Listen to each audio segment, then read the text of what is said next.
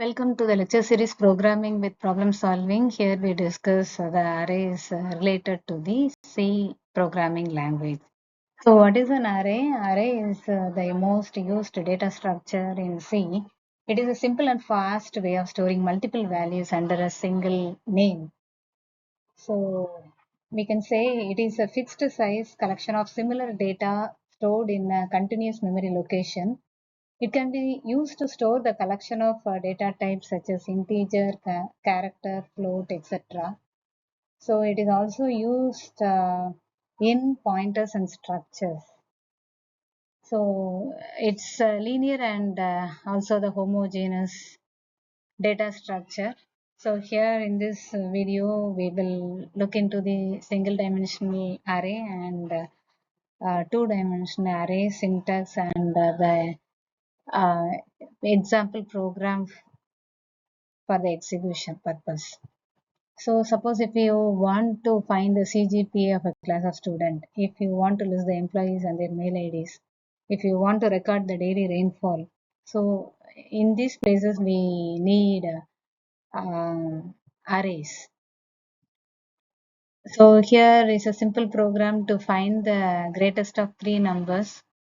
So without arrays, we can do the simple coding with if-else statement. So we can make a comparison of two numbers using the logical and we can find the answer. But what will happen if it is the case of more than three numbers? So that is the reason we need um, uh, we are supposed to use the concept of array.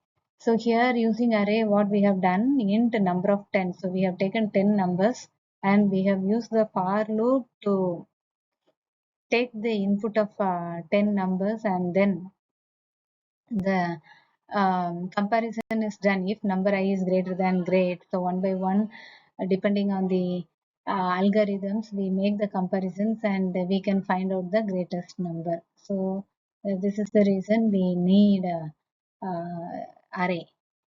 So here you can see to the types of arrays: one-dimensional array, two-dimensional array, and multi-dimensional array. So coming to the one-dimensional array, it is a list of items that can be given one variable name using one subscript, or it is also called the single subscribed variable. So here you can see int num5. That means the data type is integer, the variable name is num, and it is an array of 5 numbers. But the indexing of the first number, it will be 0, and the indexing of the second number, it will be 1, and it goes on like that. So this is the different way of representing the one-dimensional array. So here you can you are supposed to remember some points related to this. The subscripts of an array, it can be integer constant, integer variable, or expression. So the C performs no bound checking, and care should be exercised to ensure that the array indices are within the declared limits. So coming to the declaration of single dimensional array or one dimensional array, the general form is data type variable name size.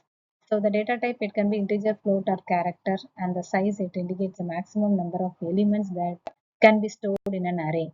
Example, float height 5. That means the data type is float and the variable name is height, and 50 data can be taken inside. Then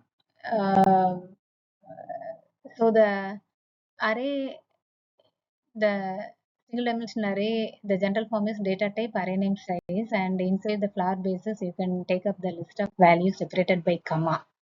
So here you can see the example integer number 3, and inside the flower basis you can, this is the other way of representing a single dimensional array. And here is a program to demonstrate the single dimensional array working. So here you can see to the first 50 elements of the array are initialized from 0 to 100, and if I is less than 50, it has to give the output as 0, 0.0, otherwise it has to give me 1.1. So these are the points we are supposed to keep in mind when we handle the single dimension array. The array index, it starts with 0. The first element is numbered as indexed at 0. and the elements of the array are stored in continuous memory. So when an array is declared without initialization, the elements will have a garbage value. When an array is partially initialized, the remaining elements will be 0.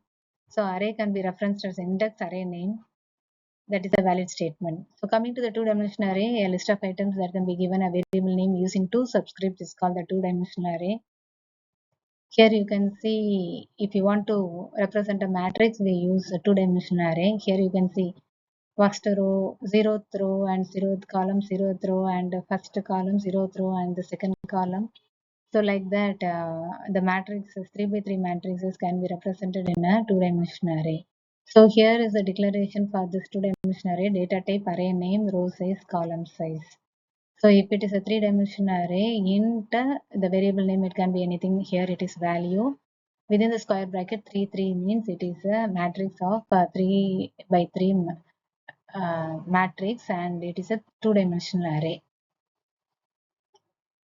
So this is a general form of making the declaration of an two-dimensional array.